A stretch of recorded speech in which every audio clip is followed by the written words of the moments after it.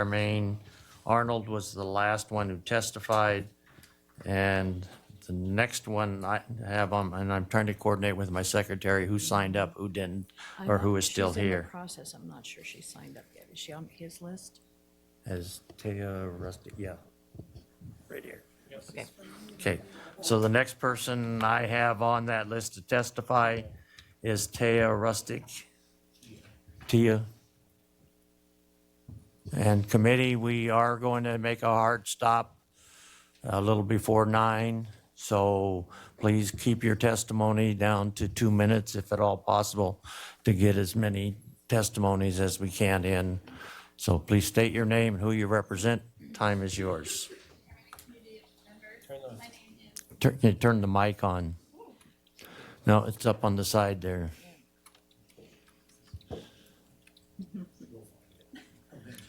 Yeah, eventually, yeah. No, it's still not on. Yeah. Right on the screen now. It's too hard. Can somebody help the representative? Really? Can't turn the mic on. There we go. There. All right. Chairman and committee members, thank you for your time. My name is Tia Verstisi. I'm representing my daughter. Chair, can I ask for the page to hand out a few packets? Yes, you can. Yep. You'll hand that to the page and they will pass that out. Thank you. My perspective comes from a loss no parent should ever experience. 1 year and 18 days ago, I got a call saying my daughter was dead. Deputy Coroner Ben Harrison escorted Kylie to the Boise for an autopsy. He explained that he thought kratom could be involved because they found a bag and a half of natural kratom powder in her room, but it required further investigation. After several weeks of full investigation with autopsy and toxicology screen, I found out he was right. Kylie died at 23 years old of acute migraine intoxication, the primary active component of kratom. Kylie trusted the word natural. She used natural kratom powder because it was marketed as a safe herbal option for pain. She was not using extracts or 7-OH. She was using kratom powder. My daughter was not a polydrug user and there were no other drugs found in her system. Both kratom leaf and extracts are taking lives, not just 7-OH. Banning 7-OH alone fails because migraine naturally converts into 7-OH once it's inside your body. As availability grows, so do the risks, while new derivatives are emerging. A full ban is the only way to close loopholes and protect our communities. Also, the toxicologist yesterday who had partial information on my daughter stated they're unable to find lethal doses in humans. That is true. The FDA has not been able to establish a safe dose of kratom. Just yesterday, Senator Ricketts from Nebraska and Senator Bloomfield from Connecticut led a letter to the FDA recommending natural kratom as well as 7-OH be put as a controlled substance. Mike Crapo signed that letter in agreement. I understand bans are very difficult, but I also understand what it's like to stand in my daughter's empty bedroom and ask how something sold as a natural herb took her life. I respectfully urge you to support House Bill A64 so no other mothers have to bury their child. Thank you for your time and commitment to protecting Idaho. Thank you for your testimony, Representative Egbert. Thank you, Mr. Chairman, for a question. Questions in order. Thank you for being here, and I'm so sorry. Thank you for making the trip and for testifying. I can only imagine how difficult this must be. It was a little confusing for me yesterday when we were trying to understand the autopsy report. Can you just talk a little bit more about what your understanding was of what they found from the autopsy? Ms. Rustic. Sorry, thank you. There were several things in the autopsy report. They did, they weighed the organs. They did the toxicology the report that said there was only the kratom and nicotine and an SSRI. In the autopsy report, she found that her organs were actually turning green from the kratom use. So I'm not an expert and I don't completely understand it, but I know there was a full investigation and a thorough investigation on site and within the coroner's offices. Not seeing any further, Representative Tanner. Thank you, Chairman. Thank you for coming. I know this is so hard. Can you tell me how long she was using Kratom? Ms. Rustic. Thank you. I only found out that she was using it when she died. I didn't know what Kratom was before. Later, I had found out she was using it for her pain, for her to control her EDS, and it was around 2 years. So she had been using it for a while. Within those 2 years, you could see a slow decline in her as a person. Her schooling, she quit school, college. She was going to school to be a forensic accountant, and she had quit. She slowly declined in social aspects and everything within her life within those 2 years. Representative Levitt. Thank you, Mr. Chairman. Thank you for being here, and I'm sorry for your daughter's loss. It's really tough. Sounds like from what you're saying that she had SSRIs inside of her system as well. What other medical conditions did she suffer from? She had EDS. Rustic. Oh, sorry. Yeah. She had EDS. Okay. I can't tell if you're going to follow up. Yeah. Follow, Mr. Chairman. Can you explain to us what that is? It's a Ms. Rustic, hey, this time you caught me. It's a joint and it's a joint and a connectivity disorder where her collagen doesn't produce in her system, and that causes pain in her joints, almost like arthritis. Another follow-up? Yes, sir, Mr. Chairman. Thank you, You're Mr. going to Chairman. have to hold it higher like that. When you point it this way, I can't see the light. It sounds like she suffered from a very painful ailment. Did she ever take any other medications to go and try help mitigating the pain management as far as with her condition? Ms. Rustic. She actually was trying to avoid going to the opioids, and she didn't want to. That's why she discovered Kratom, because it was a natural, safe alternative to opioids, which we now found out it's an opioid acting receptor. Thank you.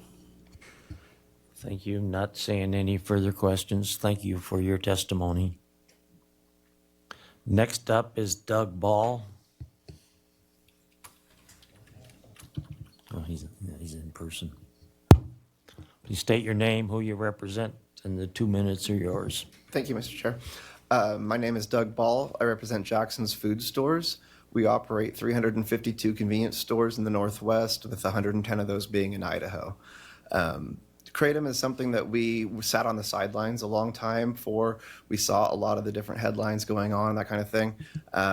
So we didn't bring it in until recently, when we have had more and more customers asking for it. So we did our research, we did our homework into it.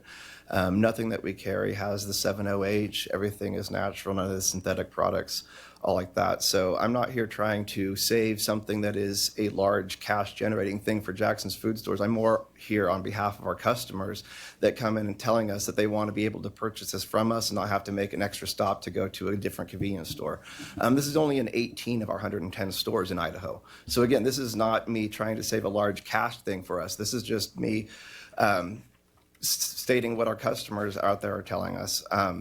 We do not support the prohibition on this. There's a bill coming out tomorrow that is on legislating it and controlling it and putting in safeguards, that kind of thing. We support that. We support the restrictions, but we do not support the prohibition on that.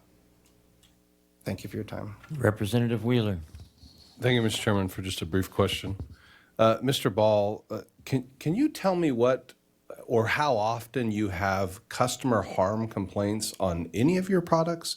That was one of the things that was brought up, that there haven't been customer harm complaints on Kratom, and I'm just trying to understand what that would look like with a harmful product.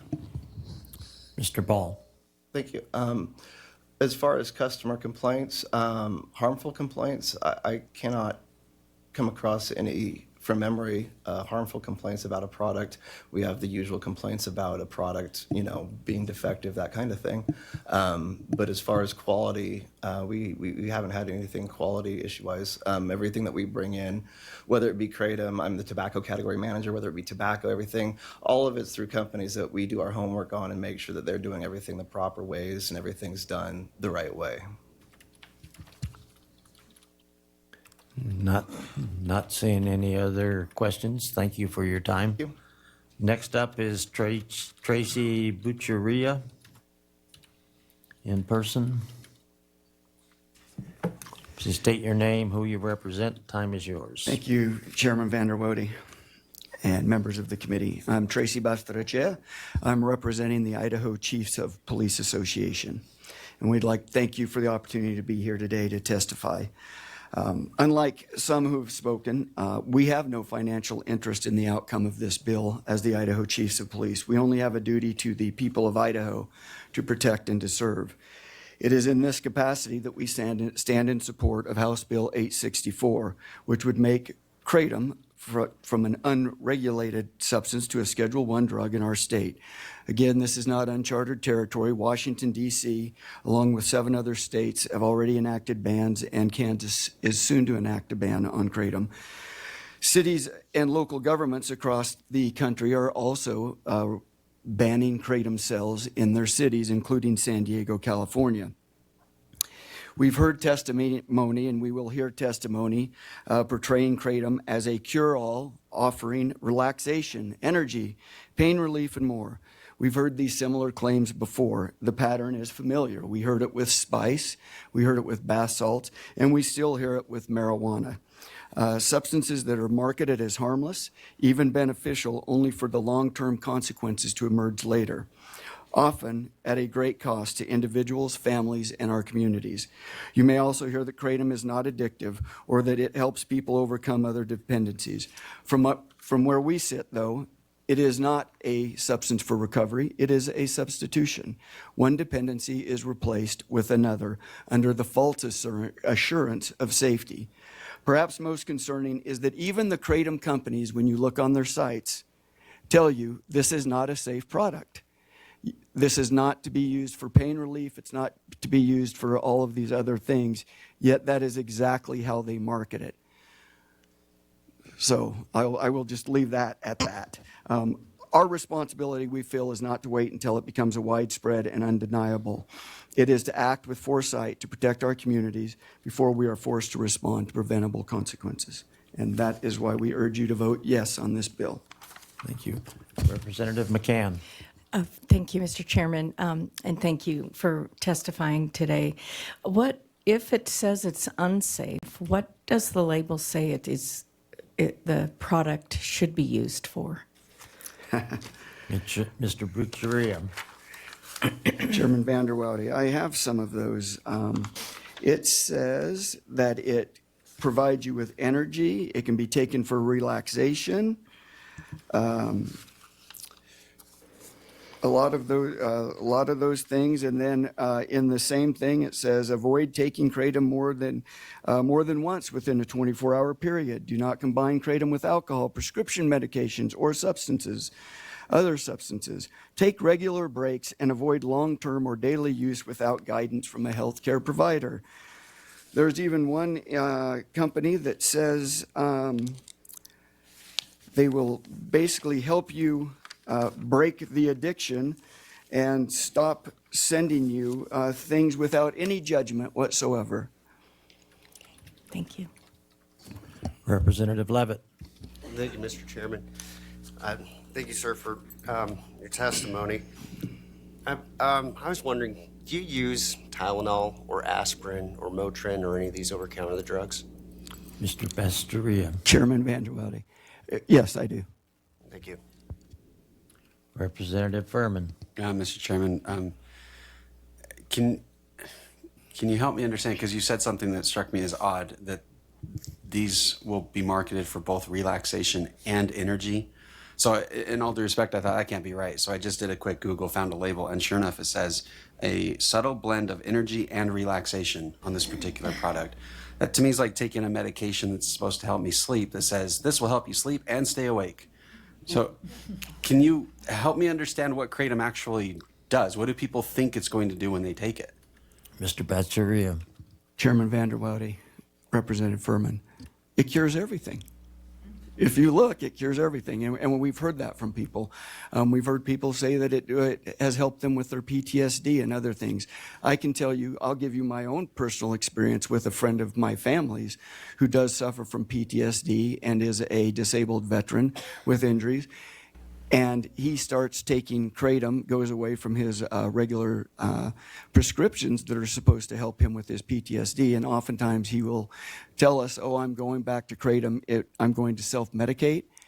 And every single time he has done that, he has ended up being taken on a mental hold because it is not helping him with that. It is exacerbating his problems. Representative Egbert. Thank you, Mr. Chairman, for a question. Thank you for being here. If this law were to go into effect as of July of 2026, can you just walk me through what would happen if somebody who is using Kratom now, might have dependency on it, was then caught with Kratom after July? What would that look like? Mr. Chairman Batcheria. Vanderwoude, Representative Egbert. That really comes down to ultimately what this body decides. So just like marijuana is a Schedule I drug, possession of marijuana in certain amounts, 3 ounce, under 3 ounces, is a misdemeanor. So those same types of guidelines or guardrails could be put on this. Marijuana over 3 ounces is considered a felony. A pound, we get into trafficking amounts and all of those things. So that is how I would suggest that we look at it. Committee, not seeing any further questions? Thank you for your testimony. Thank you. So do you have Devane Jones on your list? Okay, so next up is Devane Jones, virtual.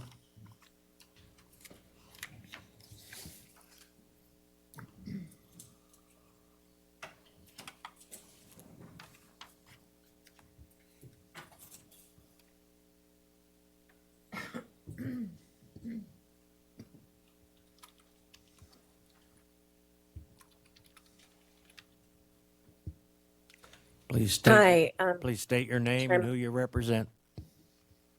my name's Danae Jones. I represent myself. I'm a Pocatello resident, and I urge you to support this bill.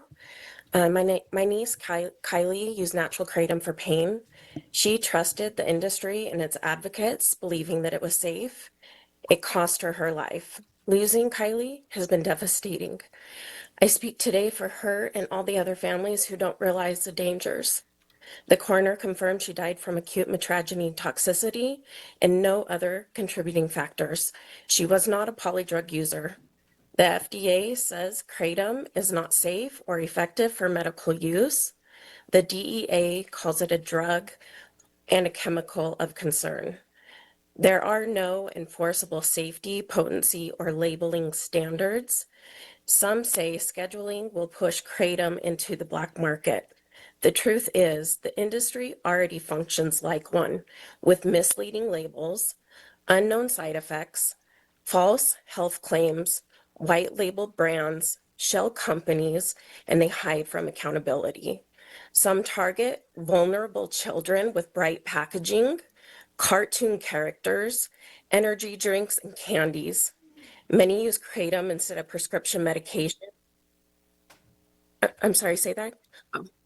Many use Kratom instead of prescription medications, yet no one knows how it interacts with alcohol or other drugs, prescription or street drugs.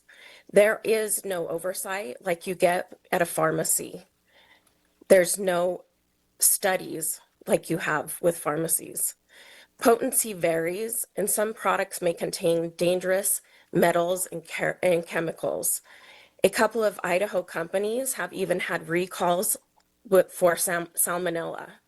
Partial regulation does not remove the danger.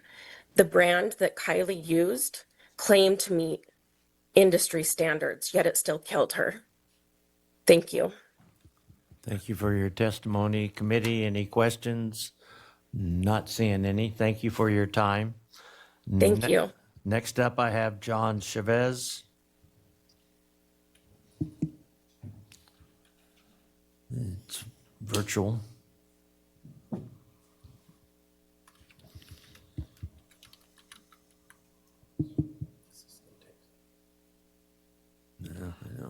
We do have an overflow room, so if you run into a snag, they might be in the overflow. Okay. Hello, can you hear me? We can hear you. Please state your name and who you represent. Thank you, Chairman, members of the committee. My name is John Chavez. I represent Bridge the Gap Botanicals, BTG Distribution. Thank you very much for your time today. I would just like to say, my experience with Kratom over the years is one of a differing opinion than what I'm hearing right now. The problem that I'm dealing with is the Kratom has been available here in Idaho for over 20 plus years, and we've never heard of any type of serious injuries or deaths up until the emergence of this synthetic 7-OH that's come to the market. And I do a lot of analytical testing for the Kratom that we bring in. That goes with microbials like yeast and mold, pathogens, salmonella, E. coli, heavy metals, as well as the alkaloid profile. So I'm very familiar with the amount of alkaloid that's present in the natural leaf. And just on average, to give you an idea, you're looking at 0.002% to 0.008% 7-OH in the plain leaf, which would be equivalent to about 20 milligrams to 80 milligrams of 7-OH per 1 full kilo of kratom powder. These pills that are being marketed and sold as advanced kratom alkaloids, which are a synthetic, they're not full leaf. So one of these tablets would be equivalent to 1 full kilogram of this raw leaf plant. And this stuff is very dangerous. We want it off the market. We want safe and proper regulation. That way we're doing away with these bad actors. And I would just urge you to just take these things into consideration and think about the Idahoans that do consume it responsibly and safely. That's all I have. Thank you. Thank you. Committee, any questions? Not seeing any. Thank you for your testimony. Next I have is Isaac Lopez in person. Is he possibly in the other room? Okay, I will come back to him. Next I have is Jason Kimball.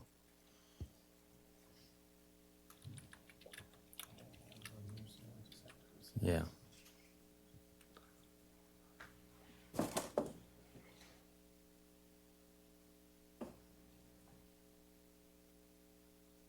Apparently that's not him either, so.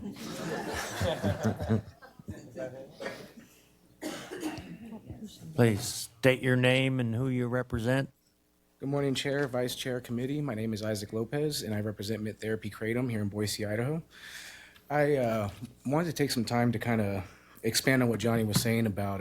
You have 2 minutes, so... The COAs, I have a copy for each of you on the committee. This will fully explain the difference between Kratom, 7-hydroxy, and the main difference between the profiles and what we're trying to stress the differences between these. On top of that, there's been a couple things mentioned about regulation failing across states. From what we've experienced, regulation is failing because 7-hydroxy synthetics You hand that handout to the page. were failed to be scheduled right off the bat. And so now states are revisiting that now that 7-OH is becoming a major problem in the system. We are in full support of banning 7-OH in all synthetics while protecting the kratom and metrogene plants. And as you can see from the COAs, we do test for microbials, and when it comes to extracts, we also test for solvents and anything else that could be harmful to the consumer. The FDA had recently targeted 7-OH publicly and said that they were going to be leaving kratom leaf alone. And on top of that, the one thing that the DEA did was not schedule kratom in 2016 because they found that it couldn't meet all the standards to do so. And since the development of 7-OH, there's been a lot of generalized information presented to you guys, like mentioned as kratom when it really is these synthetics. And any loss of life is a tragedy. And only thing I can stress is that we're doing this off 7 deaths, and again, a tragedy, but yet we have alcohol killing 900 Idahoans per year, and that's a free market with no restriction. So that's everything I have. Okay, committee, any questions? Representative Egbert. Just maybe a clarification there on the free market for alcohol. I mean, I think I would argue that there's quite a few restrictions on alcohol in terms of age, who can sell it, who can produce it, where you can buy it. So just wanted to clarify that. Clarification. Didn't see a question in there, but a clarification. Thank you. Thank you for your testimony. Thank you. Next up, Jason Kimball in person.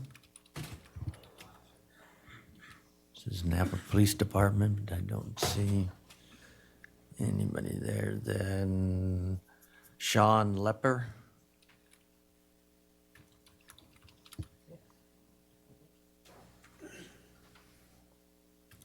Please state your name and who you represent. My name is Sean Lepper. I'm representing myself. I spent 17 years in the military and I was medically retired. I was on and off pain meds for years. About 6 years ago, I got Kratom.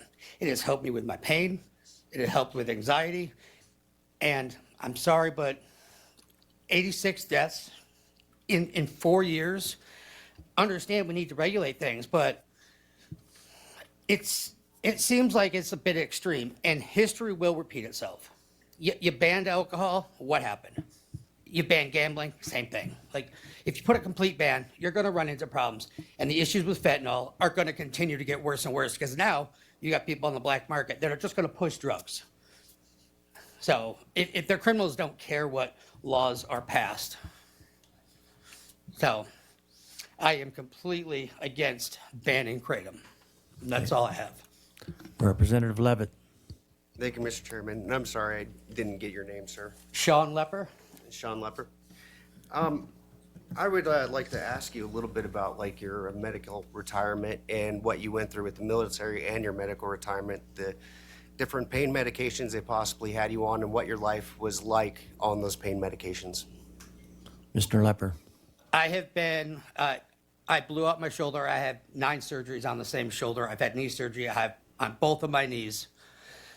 I have multiple TBIs. I was going in and out of the surgery when I got out in 2015. I went through 9 surgeries in 18 months. And at one point, they had me on like 250 milligrams of Percocet a day. I don't take painkillers now. I use Kratom. It helps. And again, I've been doing it for 5 years. Understand some people have bad experiences, some don't. And I can't speak for everybody or everybody's opinion. Follow-up. Thank you, Mr. Chairman. Like you, it's like I've experienced a lot of that with my military service. And I was on a lot of narcotics. I was on a lot of drugs when I got out of the military. And I know with my own personal experience that it was very, very tough trying to live a meaningful life and finding purpose in my life. And I guess the point that I'm getting at in the question that I'd have for you is with regards to how was your life specifically on those drugs? Mr. Lepper. Honestly, I don't remember a ton of that time because I was on so many meds. So, sure, I wasn't in a ton of pain, but I mean, I was incoherent most of the time. Thank you. Representative Tanner. Thank you, Chairman. Mr. Lepper? Yes. How do you purchase or access Kratom now? Mr. Lepper. You can buy it from, smoke shops, gas stations. And like anything else, anything you're taking, talk to your doctor and see if you're on medications, if it's going to have an issue with it. And do your research. And everything has side effects. Everything. Water has side effects if you drink too much of it. Yeah, you run to the bathroom all the time. But, Representative Tanner. Yes, follow-up. Thank you, Chairman. Mr. Lepper, how would you feel if you had to go through a pharmacy to purchase Kratom? Mr. Lepper. If I had to go through a pharmacy, Okay, if that's the route we have to go, I don't agree with it, but sure, if that's what you guys deem is the right answer. But with that kind of question, it would lead me to believe Big Farm just wants to get more money. Thank you. Not seeing any other questions. Thank you for your time. Thanks, sir. Next up is Mason Molinet in person. It changed. You got it to virtual? Okay, we'll go to her virtual.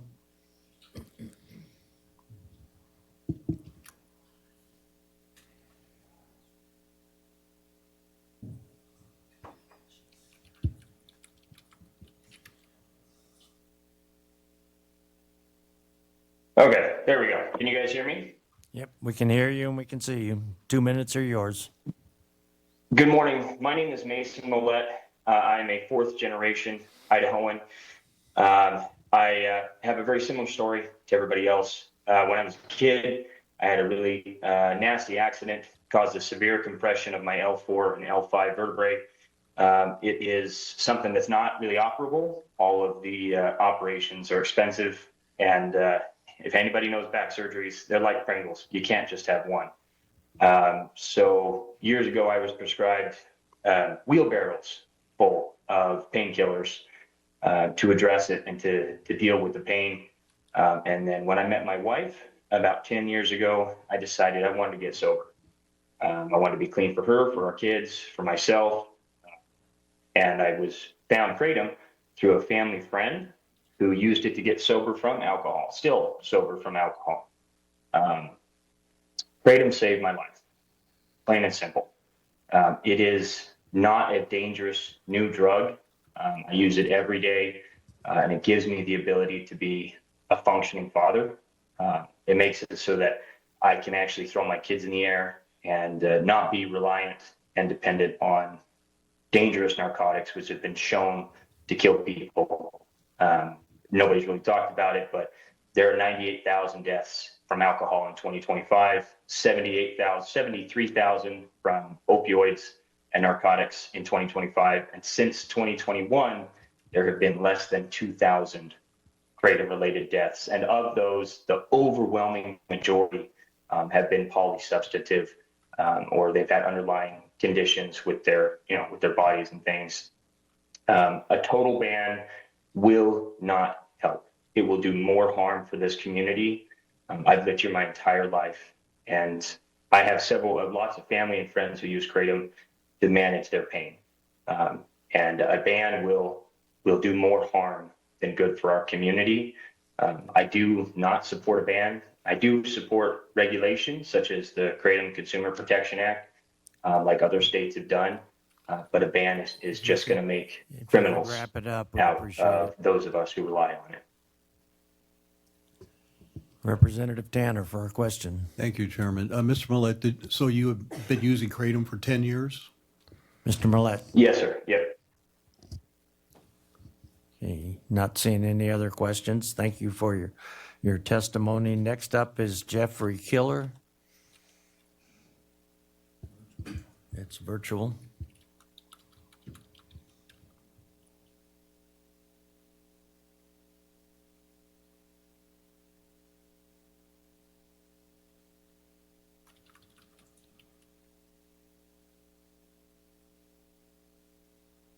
Please. Hello, my name is Jeff Keller. I am testifying for myself.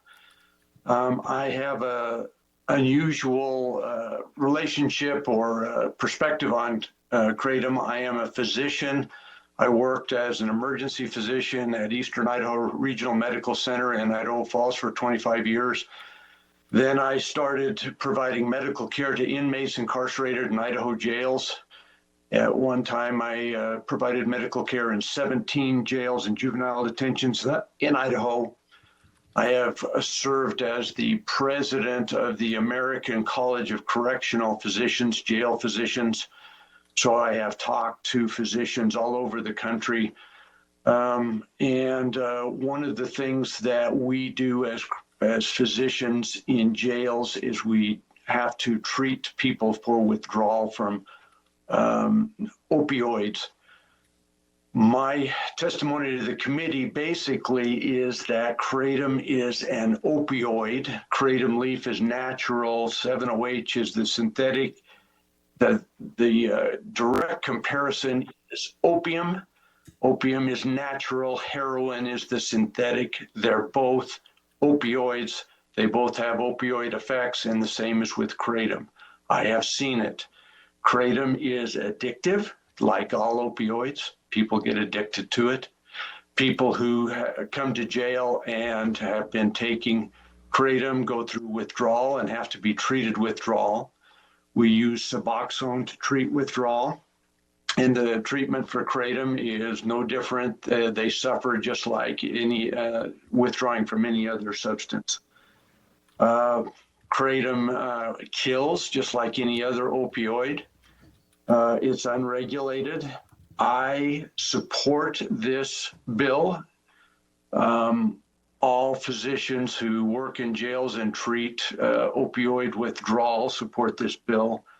Make no mistake, if passed, this bill will save lives in Idaho. Thank you. Representative Rubel. For a question, Mr. Chairman. Thank you, Dr. Keller. I'm wondering if this has been around for 20 years, and I really did not know anything about Kratom before this session, but I'm trying to understand how this has not been federally regulated over the course of 20 years, because there is, if it's just like opioids, there's obviously a pretty extensive federal regimen for regulating opioids and providing when it can be prescribed, et cetera. How is there federal silence on this point, or what is the history there? Mr. Keller. I don't know the answer to that. The federal laws often, the machinery of federal laws, in my experience, turns slowly. So it took the federal laws and the state laws a while to get around to banning spice and bath salts. This is similar. And the federal, the FDA is turning its eyes to Kratom now, and I suspect a federal ban is coming, but I'll have to see on that. Representative Wheeler. Thank you, Mr. Chairman. Dr. Keller, I'm just curious if you could speak to how often does Kratom end up being a gateway drug essentially to other opioids or I suppose other addictive substances? Mr. Keller. Well, it's a great gateway drug. It's marketed to kids. It's legal for kids to get. You don't need a prescription.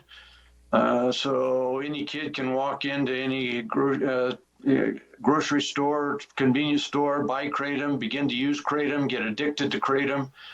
And the nature of opioid addiction is that it accelerates. You need more and more and more. So pretty soon, Kratom isn't enough, and you start using other drugs that maybe are a little less expensive, and pretty soon there you are. You're in full addiction. So yes, it is a gateway drug, in my opinion. Representative Erickson. Thank you, Mr. Chairman. You mentioned that you have utilized Suboxone for withdrawal treatment.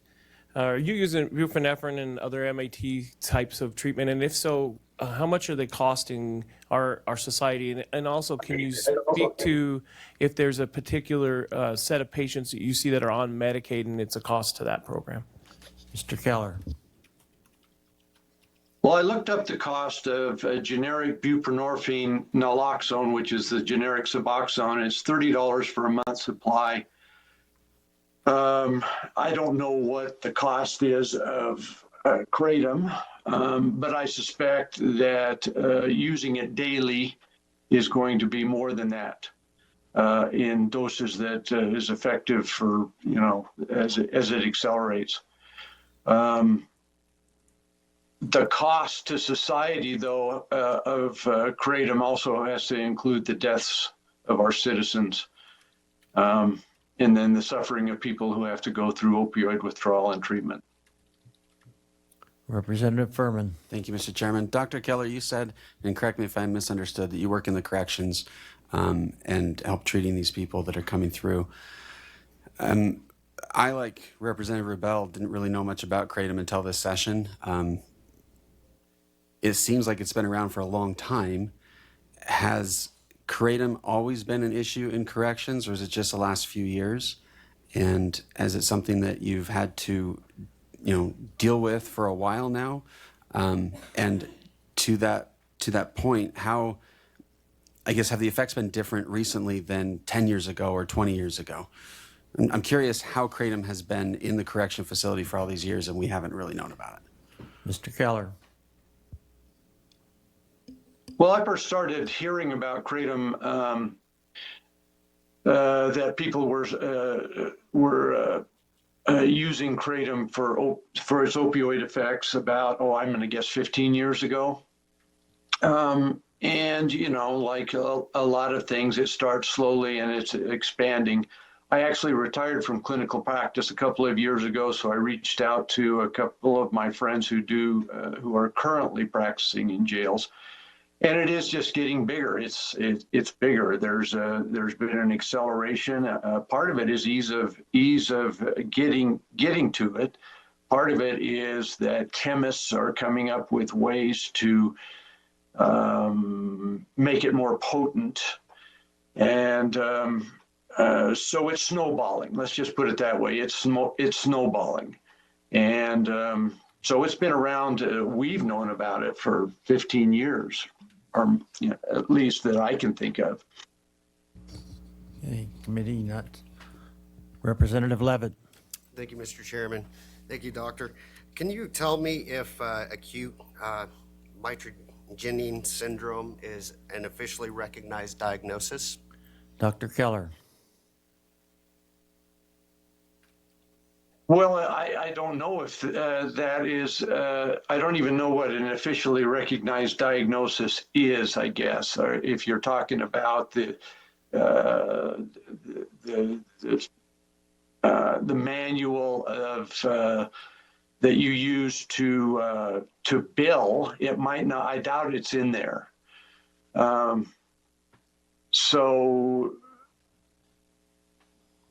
So I don't know how to answer that question. I'm not sure what an official diagnosis is. We diagnose that. You have a follow-up? Again, when you point it this way, I can't see the light. So I can talk into it, Mr. Yes. Speaker. Yeah. Sorry, Follow-up. calling you the speaker now. Yeah. Mr. Next Chairman. year, yeah. Thank you again, Dr. Keller. How many Suboxone deaths have happened in recent time? Dr. Keller. Well, like any Suboxone is an opiate, and like any opiate, it also can be abused. Although since it is mixed with naloxone, the chance of abuse is less. I don't know the exact answer to your question. Because I haven't looked it up, but any narcotic, any opioid, including Suboxone, has risks. The risk of Suboxone is far, far less, in my opinion, than Kratom. Far less. Thank you. Not seeing any other questions. Thank you for your time. Next up is Lou Skeen. In person. I think you ever signed up there at all. I don't know if she's in the other, or whoever that is in the other room or not. And Kurt Bramble. You have them in person? It's virtual? Okay.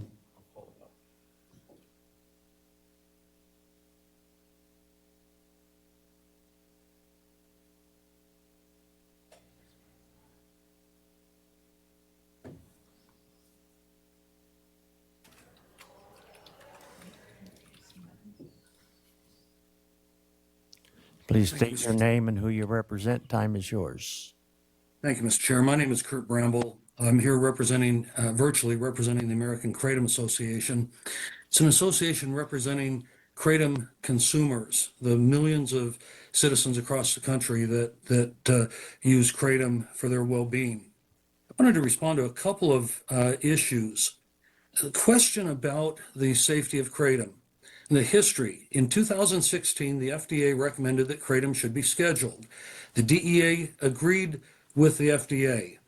But then as they actually got the science, the National Institute of Drug Abuse, the acronym NIDA looked at the issue. They are essentially the scientific arm that the federal institute, funded by the federal government, that the FDA and DEA looked to, and they found that pure plant kratom does not meet the 8-factor analysis to be scheduled. And the only time that I'm aware of that the FDA or DEA withdrew the request for scheduling occurred with kratom in 2018. At the time, there were deaths being reported relative to kratom. And the CDC and the FDA, the data indicated that those deaths, in virtually every case, it was kratom that had been adulterated with fentanyl, benzodiazepine, tramadol, and other narcotics or barbiturates.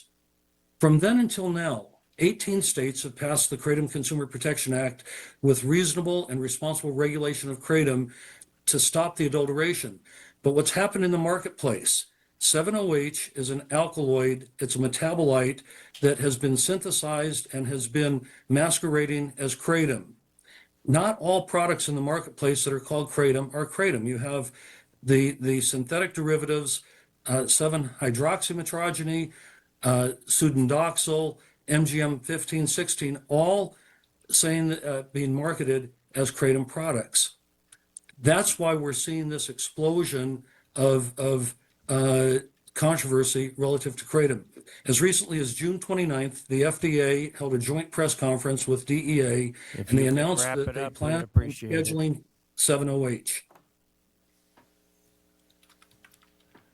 Committee, any questions? Thank you, Mr. Chair. Representative Stone. For a question? Questions in order. Mr. Bramble, thank you for your time today and your testimony. The FDA currently warns the public against the use of kratom, per my research, and the DEA has it listed as a drug and chemical of concern. How do you respond back to that? Mr. Bramble. In their press conference on June 29th, Mr. Chairman, they made it clear that whole plant or pure plant products were not their concern, that their concern is 7-OH and the other synthetic derivatives of kratom are the next opioid epidemic. And by the way, if you look at the FDA warnings, if you go into any natural food or nutritional supplement store, you'll find the same warning on virtually every natural product on the shelf, warnings about consult with your physician, don't mix with other medications.